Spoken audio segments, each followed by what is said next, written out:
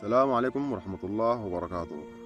للأسف يا أخواننا امبارح حصلت مجزرة فظيعة جدا جدا جدا في مايو، ويتوفوا 46 نفر غير الإصابات والجرحى، وربنا يرحمهم ويغفر لهم ويسكنهم فسيح جناته.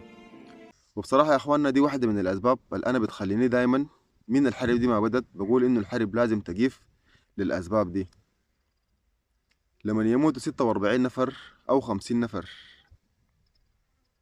ويموتوا بدون ما تكون في محاسبة وبدون ما يكون في شخص مسؤول، دي من الحاجات اللي بتخليني أنا والله يا أخوانا أشعر بالأسف إنه الناس بتموت يعني بالطريقة البسيطة دي.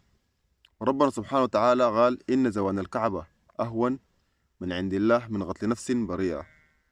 تخيلوا نفس واحدة، فما بالك 46 وما معروف ممكن يتموا 50. والليلة ما معروف الناس دي ماتوا مقصودين ولا سوء الإحداثيات، والله اللي سبب بقتلهم ده قاصد شنو ما معروف. ومن هنا انا داير ارسل رساله للناس اني اقول لهم يا اخواننا ابعدوا من الاسواق اللي فيها زحمه، لانكم ممكن تكونوا مستهدفين. اي سوق حاليا يا اخواننا فيه زحمه وفيه حركه بيع وشراء، الناس تبعد منه.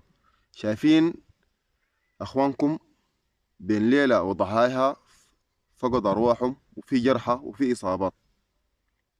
فوالله يا اخواننا بصراحه كده يعني استنزاف النفس البشريه ما من صالحنا. الحرب دي ما بدت ماتوا كتير، والله ماتوا كتير شديد. معظمهم مواطنين ما عندهم ذنب في اللي بيحصل ده، فربنا يرحمهم ويغفر لهم، ونحن بنرفع وكيلنا لله.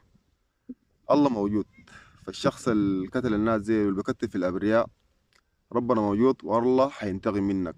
وبيتمنى من الناس تدعو لأنه لازم الحرب دي تقيف عشان نحقن دماء السودانيين، لأنه دماءنا غالية يا أخواننا. ليه يا أخواننا يموتوا بالطريقة دي؟ ما معروف ممكن إحنا بكرة نموت، يموتوا غيرنا، وفعلا في ناس بتموت كثيرة في أنحاء السودان.